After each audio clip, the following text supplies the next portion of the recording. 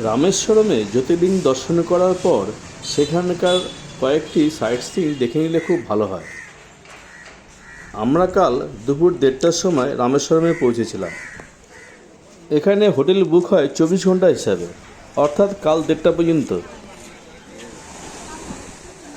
তারপর অগ্নিতীর্থমে স্নান করে তারপর আমরা 22 কুণ্ডে স্নান করেছিলাম।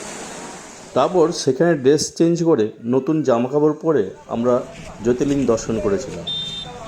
এর উপর একটা ভিডিও করেছি, তার লিঙ্ক আমি ডেসক্রিপশন বক্সে দিয়ে দিলাম। এখন আমরা যাচ্ছি স্ফটিকলিঙ্গ দর্শন করতে। এখন বাজে 4:45। আজ আমরা সকাল 5টা থেকে 6টার মধ্যে স্ফটিকলিঙ্গ দর্শন করে আমরা সকাল 8টার সময় বেরিয়ে পড়লাম সাইট সিনের জন্যে। এখানে সাইট সিনে দুরকম প্যাকেজ আছে, একটা হচ্ছে লোকাল সাইট সিন, একটা হচ্ছে লং ডিস্টেন্সের সাইট সিন। তো লোকাল সাইট সিনের জন্য 800 থেকে 1000 টাকা ভাড়া পড়ে, আর লংয়ের ডিস্টেন্সের সাইট সিনের জন্য 1200 থেকে 1500 টাকা মতো পড়ে যায়। আমি দুটো প্যাকেজ মিলিয়ে একটা অটোর সাথে বুক করেছিলাম, ভাড়া পড়েছিল 1800 টাকা এবং পাম্বার ব্রিজটা বাদ ছিল। এদিকে একটা সাগর আর এইদিকে আরেকটা সাগর। এই আমরা মাঝখান দিয়ে যাচ্ছি। আর ওই যে ধনুষকুড়ি টাওয়ার তো মনে হচ্ছে। ধনুষকুড়ি টাওয়ার দেখা যাচ্ছে। এইদিকে একটা সাগর আর এদিকে একটা সাগর। এদিকে আছে বঙ্গোপসাগর আর সামনেই আছে ভারত মহাসাগর। এখান থেকে রামেশ্বরমের দূরত্ব 24 কিলোমিটার। এখান থেকে সূর্যোদয় খুব ভালো দেখা যায়। যদি সকালে আসা যেত তাহলে এখান থেকে দেখা যেত। আমি এখন চলে এসেছি একদম ভারত মহাসাগরের একদম পাড়ে। এখান থেকে শ্রীলঙ্কা মাত্র 18 কিলোমিটার। এখানে এই ব্রিজটা এখানে যে জায়গাটা দেখা যাচ্ছে এটা কিন্তু মানে রাম সেতুর একটা অংশ। ধনুষকোটি ভারতের তামিলনাড়ু রাজ্যের পাম্বান দ্বীপের দক্ষিণ পূর্ব প্রান্তে অবস্থিত। এই জায়গাটাকে ভারতের শেষ ভূখণ্ড বলা হয়। এই স্থানটাই ভারত মহাসাগর ও বঙ্গোপসাগরের মিলনস্থল। এখন সকাল 8:30। সূর্যের তাপ ক্রমশ বেড়েই চলছে, কিন্তু সমুদ্রের ধারে বসে সমুদ্রের যে ঠান্ডা হাওয়া, এখান থেকে আর উঠতে ইচ্ছে করছে না। আমরা এখানে প্রায় 1-1.5 ঘন্টা ছিলাম, তবে বিকেলের দিকে আসলে একটু ভালো হতো। এই জায়গাটার নাম ধনুষকোটি কেন হলো? হিন্দু পৌরাণিক কাহিনী অনুসারে রামেশ্বরমে ভগবান শ্রীরামচন্দ্র তার ধনুকের ডগা দিয়ে এই সেতু নির্মাণের স্থান নির্দেশ করেছিলেন, তাই এই নাম ধনুষকোটি। এটা হচ্ছে বঙ্গোপসাগর আর এই দিকটা হচ্ছে ভারত মহাসাগর।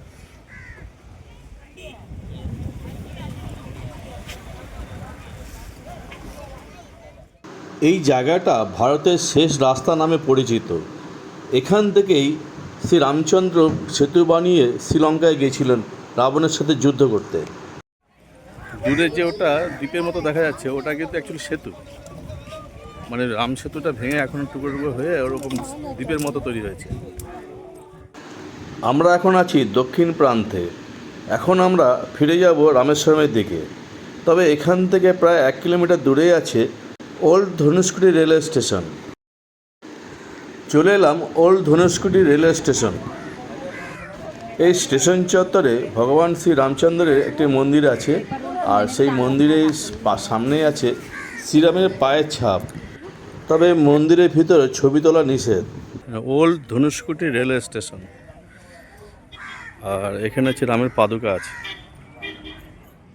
এটা হচ্ছে শ্রী রামচন্দ্রের পায়ের ছাপ।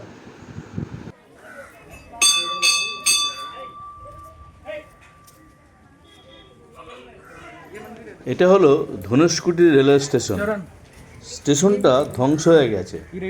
এই রেলওয়ে স্টেশনটা তৈরি করেছিল ব্রিটিশ গভর্নমেন্ট 1964 সালে 23শে ডিসেম্বর। ভয়াবহ ঘূর্ণিঝড়ের এবং ঘন্টায় 280 কিলোমিটার বেগে জলোচ্ছ্বাসে পুরো ধনুষকোটি শহর সহ এই স্টেশনটা ধ্বংস হয়ে যায়। ওই সময় 653 নম্বর একটি যাত্রীবাহী ট্রেন পাম্বাম ব্রিজ থেকে সমুদ্রে ভেসে যায়। এই পর্যন্ত ট্রেন আগে আসতো, ওই আরও আছে। এখানে ছিল রেল লাইনগুলো। তারপর থেকে পুরো ধনুষ্কটিতে কেউ আর বসবাস করে না, আর এই স্টেশনটা সম্পূর্ণভাবে বন্ধ হয়ে যায়। এটা হচ্ছে ওল্ড ধনুষ্কটি রেলওয়ে স্টেশন। 1964 সালে একটা বিশাল সুনামি হয়। এই জায়গাটা এখন ভুতুরে গ্রাম হিসেবে পরিণত হয়েছে। এখানে আর চলেনি। পাম্মাম স্টেশন থেকে দুটো শাখা লাইনে ঘুরিয়ে দেওয়া হয়েছে। একটি হলো পাম্মাম রামেশ্বরম শাখা লাইন এবং অন্যটি হলো পাম্মাম ধনুষ্কটি শাখা লাইন। এখান থেকে শ্রীলঙ্কার দূরত্ব 22 কিলোমিটার। ব্রিটিশরা এখান থেকে সমুদ্রপথে শ্রীলঙ্কায় বাণিজ্য করত।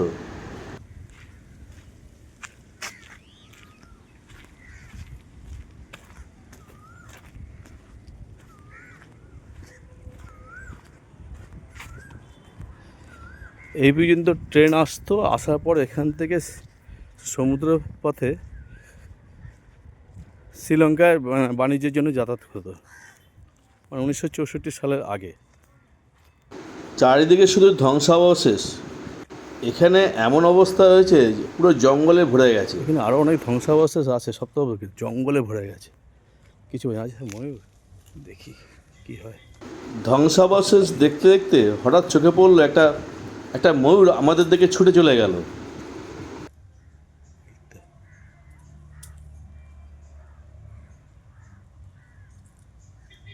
যাক, এখানে এসে একটা জিনিস নতুন দেখা পেলাম, ময়ূর আমি এদিকে কখনো দেখিনি। এই তো ময়ূর।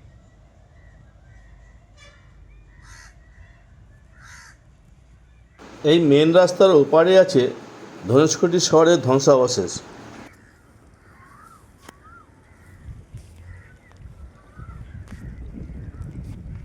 এটা হচ্ছে বঙ্গোপসাগর। এখানে শিবের মন্দির এবং হনুমান মন্দির এবং কয়েকটা মন্দির চোখে পড়লো।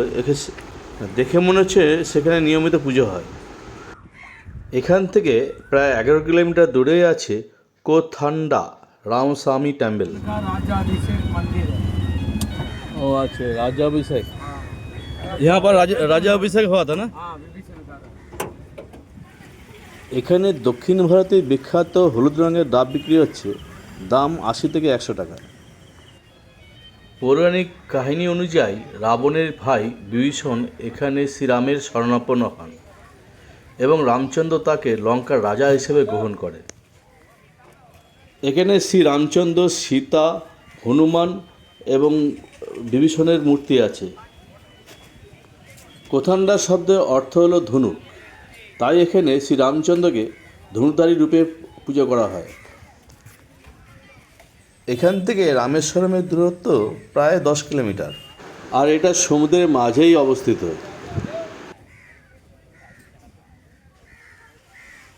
মাটি থেকে মন্দিরটা অনেক উঁচুতে। 1964 সালে যখন সুনামি হয়েছিল তখন ধনুষ্কটি শহরটা পুরো ধ্বংস হয়ে যায়, কিন্তু এই মন্দিরটা কিন্তু অক্ষত থেকে যায়।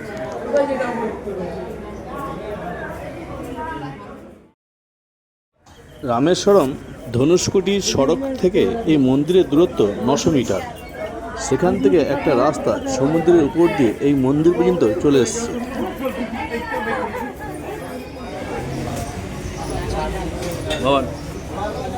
আমরা দর্শন করার জন্য প্রায় 150 থেকে 200 জনের পেছনে লাইনে দাঁড়িয়েছিলাম। এখানে এত সুন্দর ব্যবস্থা যে আমরা 150-200 জনের পেছনে লাইনে দাঁড়িয়ে আছি কেউ মনেই হয়নি। কেউ বে লাইনে ঢুকতে পারছে না, আর কোনো ঠেলাঠেলিও নেই। আস্তে আস্তে আমরা এগিয়ে গেলাম এবং খুব তাড়াতাড়ি দর্শন করে ফিরে এলাম।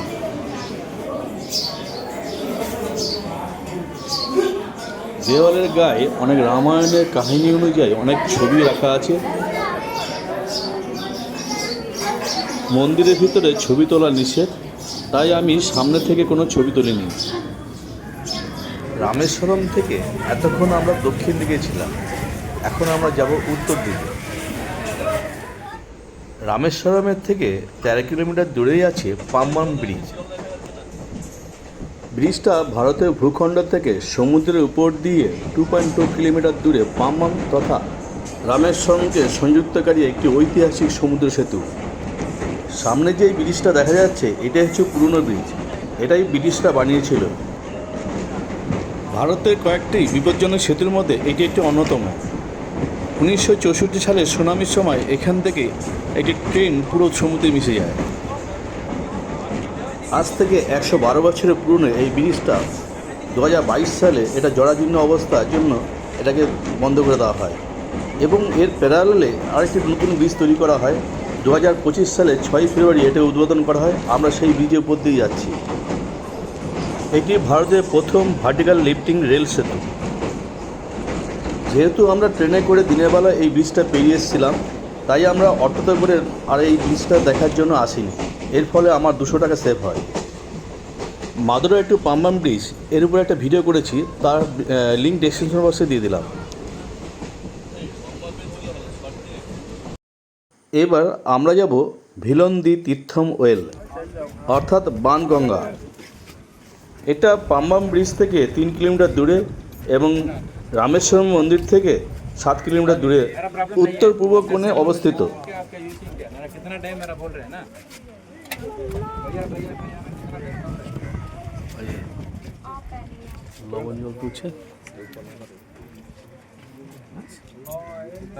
बाण गंगा सर ये श्रीलंका वापस से मैं सीधा माता जी को प्यास लगी भगवान राम जी बाण मार के मिट्टा पानी बाण गंगा एक बार टेस्ट करो रुको मैडम परिवार परिवार देखिए गोवा का पानी टेस्ट करो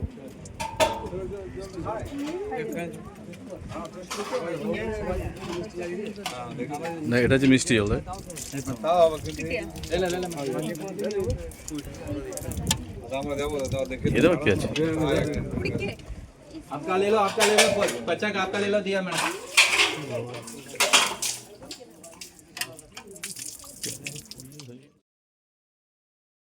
ये भी बाण गंगा ये श्रीलंका वापस टाइम है सीधा माता जी को प्यास लगी भगवान राम जी बाण मार के मिट्टा पानी बाण गंगा इस तरफ 30 किलोमीटर श्रीलंका बे बंगाल समुद्र ये धनुषकोडी से 18 किलोमीटर श्रीलंका अंजनवसा समुद्र है राम सेतु का धनुषकोडी में है दिखता नहीं है ये 22 कुंड का रामेश्वर में 200 कुंड का इस समुद्र का अंदर ना पहले ये पानी टेस्ट करें ये पानी टेस्ट करें गवर्नमेंट बाहर नहीं ये भोजन का तक दे এটা হচ্ছে সমুদ্রের জল। প্রচন্ড লবণ।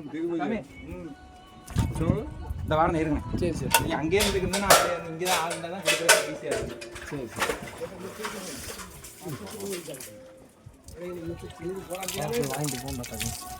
এই জলটা পুরো মিষ্টি।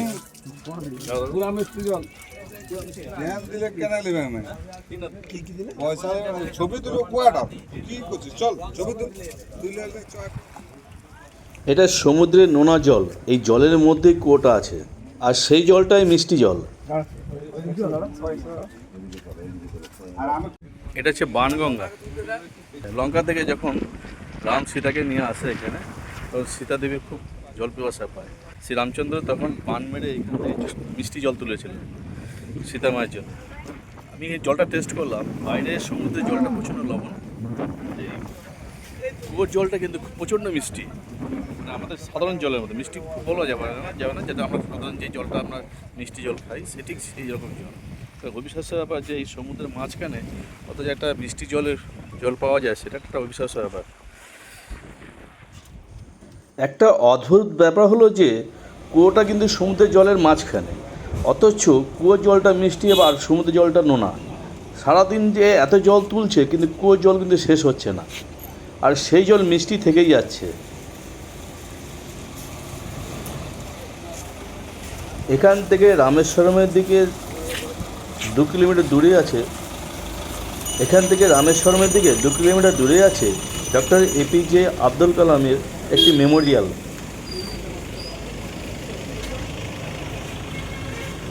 এখান থেকে রামেশ্বরমের দিকে 2 কিলোমিটার দূরেই আছে doctor APJ Abdul Kalam Memorial. এখানে আছে ডক্টর আব্দুল কালামের সারা জীবনের সম্পর্কে একটি মিউজিয়াম এবং তার সমাধি। এখানে ফটো তোলা নিষেধ, কোনো মোবাইল নিয়ে ভিতরে যাওয়া যায় না, আর সম্পূর্ণ চেকিং করে এখানে ভিতরে ঢুকতে দেয়। তবে এখানে কোনো টিকিট লাগে না। এখান থেকে 4 কিলোমিটার দূরে আছে লক্ষ্মণ তীর্থম। আমরা এখন রামেশ্বরমের দিকে এগোচ্ছি। রামেশ্বরমের থেকে এর দূরত্ব 1 কিলোমিটার। বাইরে জুতো খুলে আমরা মন্দিরের ভিতরে প্রবেশ করলাম। তবে এখানে জুতো চুরি হওয়ার কোনো ভয় নেই। মন্দিরের ভিতরে পিলার এবং সিলিং খুব সুন্দর কালারিং করে নকশা করা আছে, ঠিক রামেশ্বরমের মন্দিরের মতো। ভগবান শ্রী রামের ভাই লক্ষ্মণ শ্রীলঙ্কা থেকে ফিরে আসে পাপ ধোয়ার জন্য এই পুকুরে স্নান করে শিবের পূজা করেছিলেন।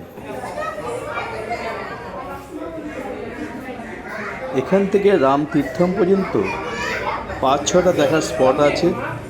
এগুলো লোকাল সাইট সিইং প্যাকেজের মধ্যে পড়ে। ভাড়া নেয় 800 টাকা। রামার পাদম টেম্পল, এইটা আমাদের দেখা হয়নি, এটার অটো ড্রাইভার আমাদের মিস করিয়ে গেছে।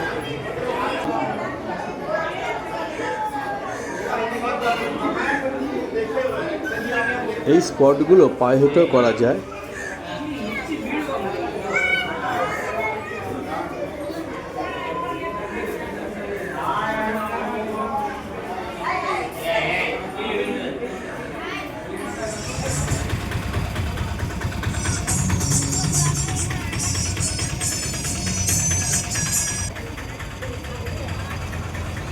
এখান থেকে 140 মিটার দূরে আছে নটরাজ টেম্পল।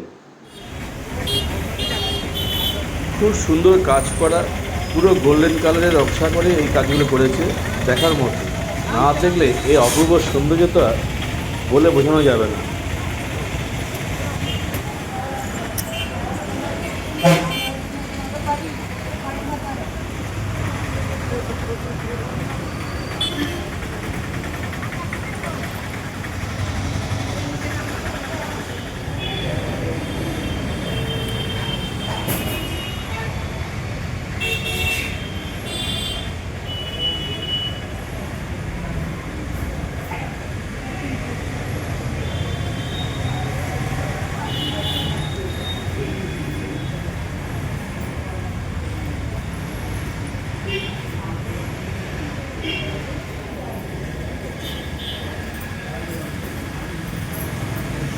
এই মন্দিরের সামনে রাস্তার ওপারে আছে পঞ্চমুখী হনুমানজির মন্দির। তার পাশে আছে ফ্লোটিং স্টোন, মানে জলে ভাসে যে পাথর, আর সেই পাথর দিয়ে তৈরি হয়েছিল রাম সেতু। এখানে ফটো তোলা নিষেধ। চলে এলাম রাম তীর্থম। পঞ্চমুখী হনুমান মন্দির থেকে এর দূরত্ব হচ্ছে 230 মিটার। এখান থেকে রামেশ্বরমের পশ্চিম দিকের গেট দূরত্ব হচ্ছে 800 মিটার। এখানে রাম সীতার মূর্তি রয়েছে, এখানে ছবি তোলা নিষেধ।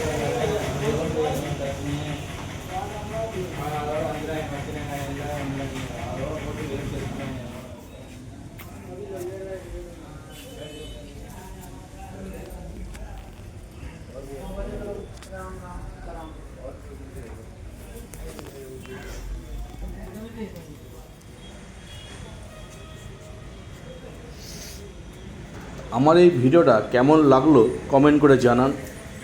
ভালো লাগলে লাইক করুন, শেয়ার করুন, কমেন্ট করুন, আর সাবস্ক্রাইব করে আমাকে উৎসাহিত করুন।